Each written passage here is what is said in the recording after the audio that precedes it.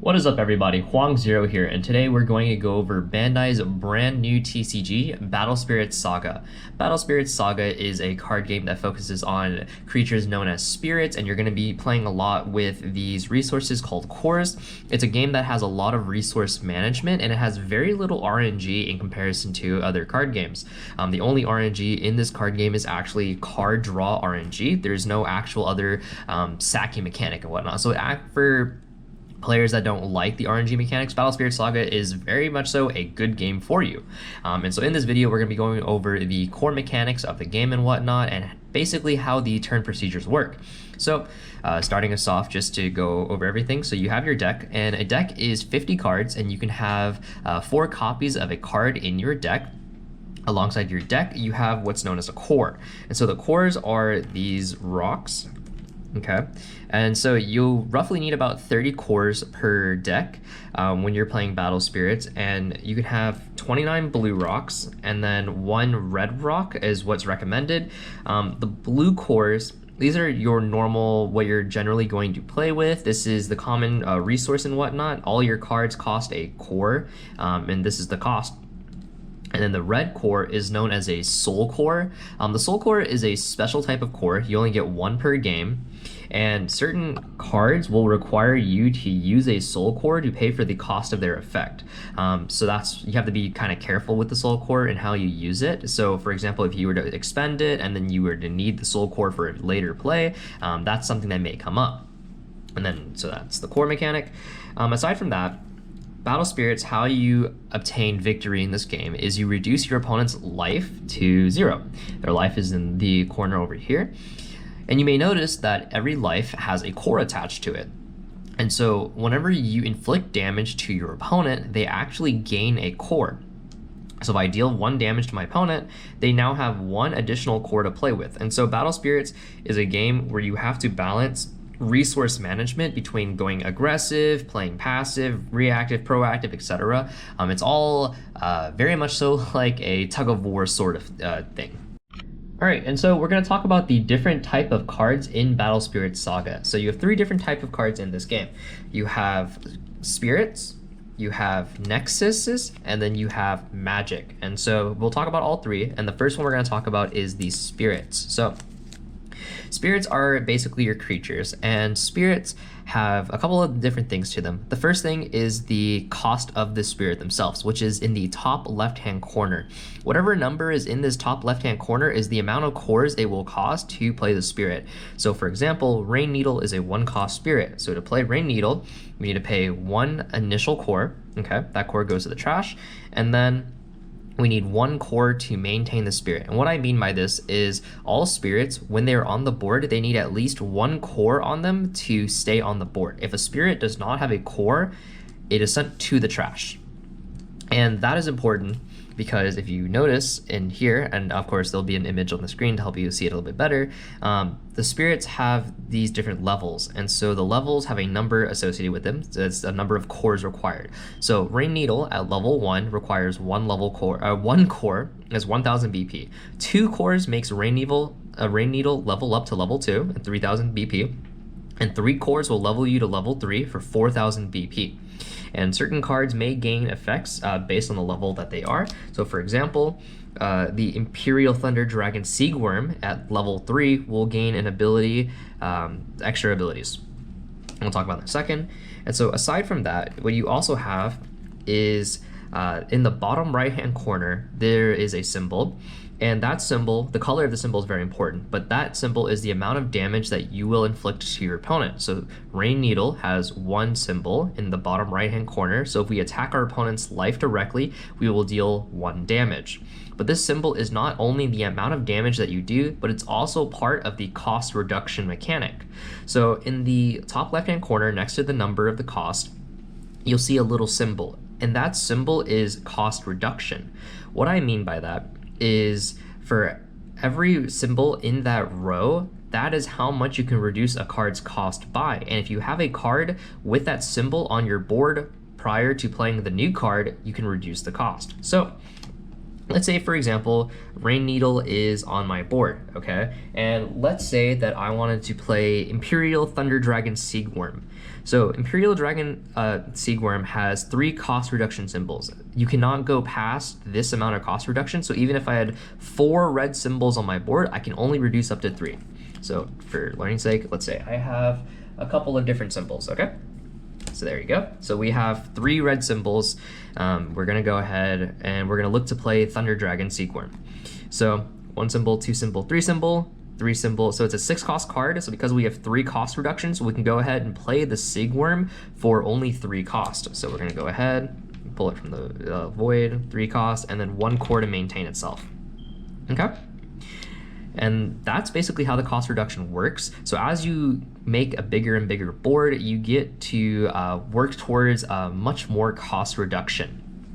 And symbols are spirits, and symbols are part of Nexuses, which is the next type of card we are going to talk about. So a Nexus, unlike spirits, is a continuous card that doesn't require a core to stay on the board. And what I mean by that is, so Scorched Battlefield, for example, has a cost of 4, and it has 2 cost reduction symbols, and it has 1 symbol in the bottom right-hand corner. So this costs 4, so we're gonna go ahead and we're gonna pair 4, and that'll allow us to play the Scorched Battlefield. Once Scorched Battlefield is on the board, it does not require a core to maintain itself, unlike a Spirit, where that does require at least 1 core. And then Scorched Battlefield, like a Spirit, has different levels. So at 0 cores, it's a level 1 card, and at level 1 and level 2, all your red spirits during your attack step gain plus 1000 BP. And at level 2, so it's 2 cores, so we'll go ahead and we'll level it up to level 2.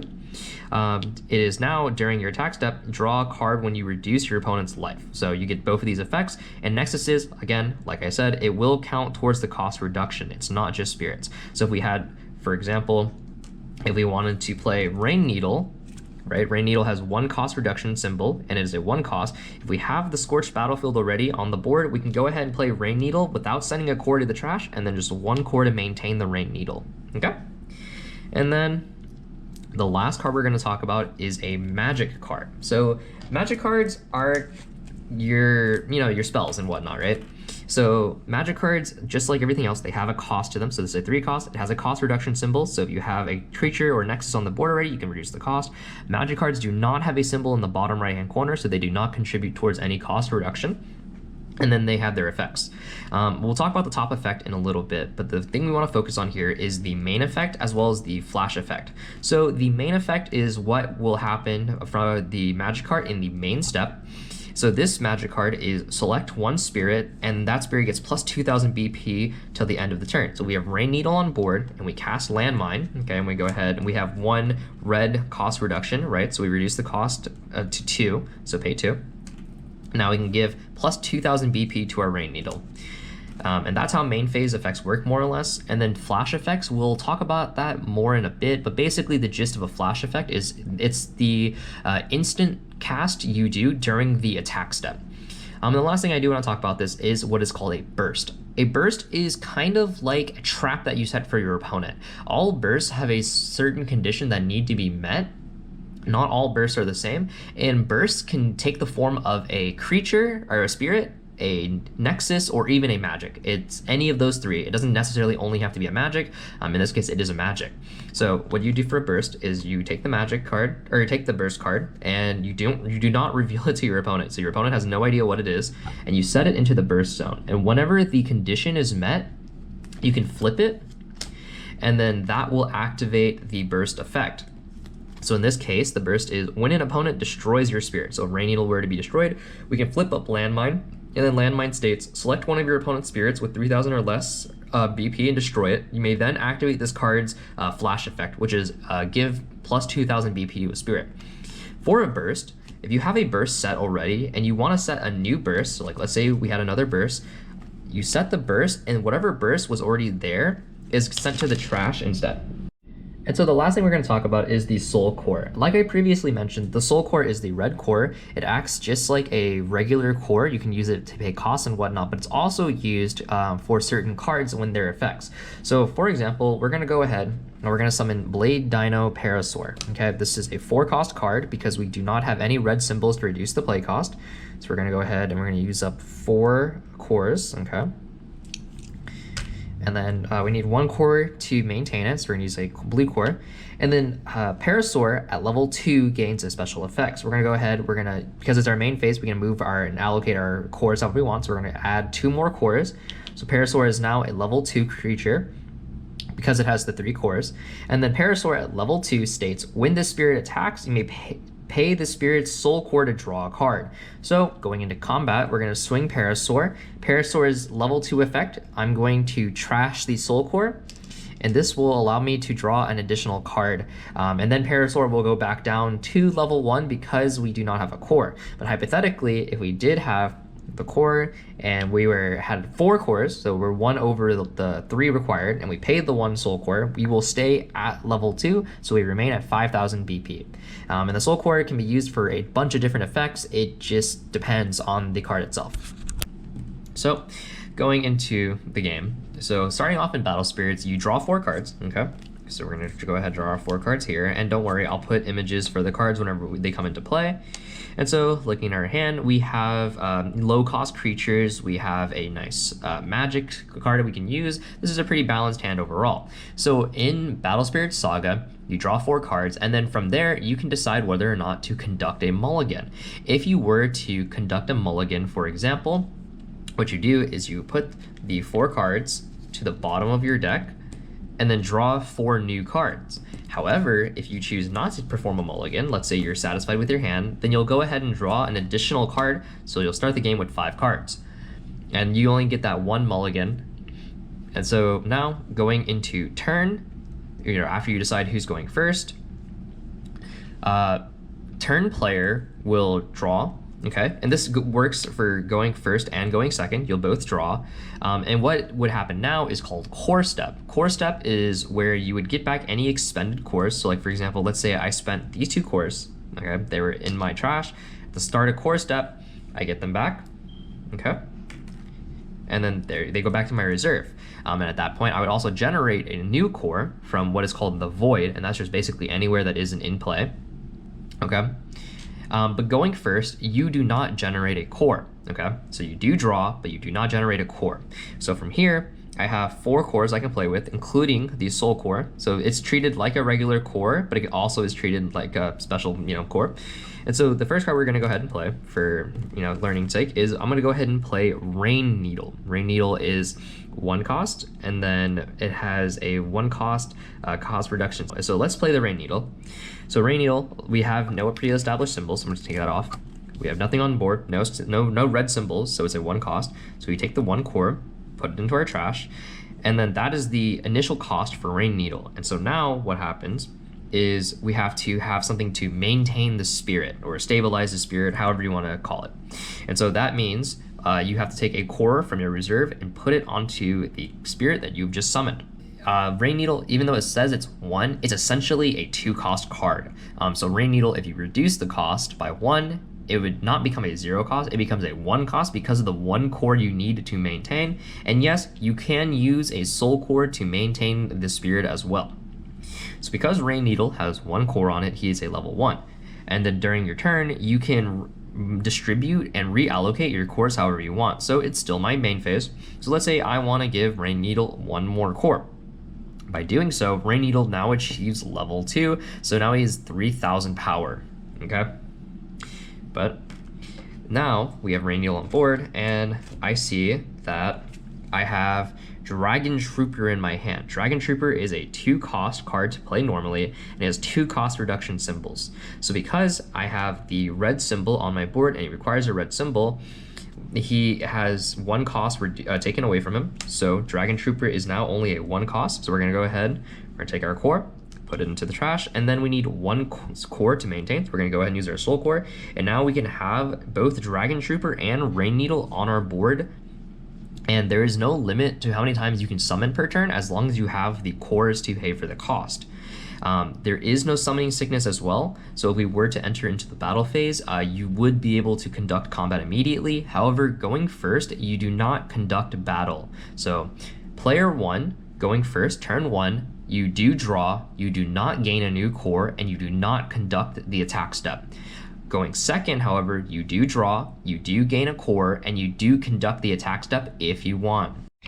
All right, so the next thing we're going to talk about is the attack step, and the attack step comes after the main step, and again, you do not have summoning sickness in this game, so if you play a spirit on that turn, you are able to attack with that spirit.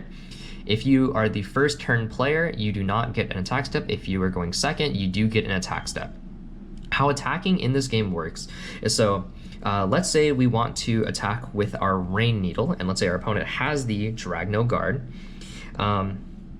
Rain Needle, and for learning's sake, we're going to say that it is at level 2, so it's at 3000 power. How you do combat is you tap the Rain Needle to indicate that you are attacking, and you can only target your opponent. Your opponent then can choose whether or not they want to block or let the attack go through. You as the attacking player are unable to actually target an opponent's spirit, even if the opponent's spirit was tapped. So if Dragno Guard was tapped, I cannot use Rain Needle to attack into the Dragno Guard. I can only target my opponent's life. What this does mean, however, is if my opponent's Dragno Guard is tapped, they do not have the option to block with this card. Okay, so let's say it's untapped and I swing Rain Needle. Rain Needle's at 3000 BP because it is a level 2. My opponent's Dragno Guard is only at 1000 BP because it is a level 1. If my opponent decides to let the attack go through, 1 life is taken, and that life is then added to the reserve, becoming a new resource for the opponent to use. If my opponent decides to block, the creature is destroyed.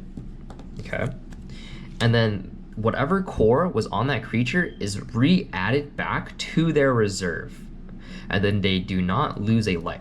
So when a creature is removed from the board, even if it's from, say, a removal, like if I had a removal magic, their core goes back to their reserve. And so the only alternative to that is if a card specifically says sends core to trash. And then during this, so how the instants work. So when you declare attack, one time before blocker, you can enter what's called an instant phase. And so there you can use flash effects. And so the flash effects are something that you can react with. So for example, on swing, and the player that is being attacked gets first initiative in terms of whether they want to activate a flash or not. If they say no, then it goes back to the attacking player, and then they can choose whether or not to use a flash. If they say no, and neither player have a flash they want to play, then they proceed onto the block step. So let's say we want to cast this Landmine's Flash.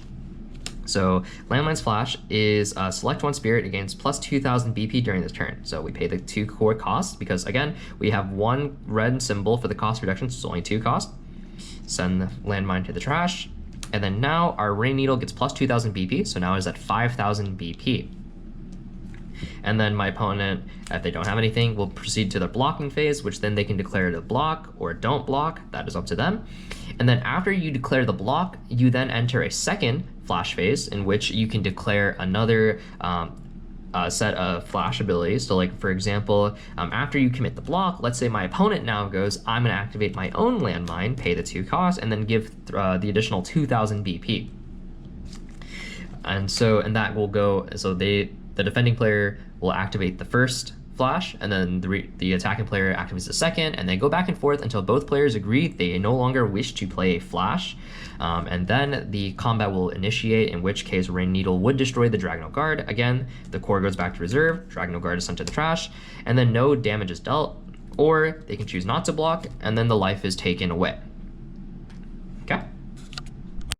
Once the attack step is done and the attacking player no longer has anything they want to do, you can enter what is called the end step. At the end step, any end of turn effects will go off, and then it passes over to the opponent's turn.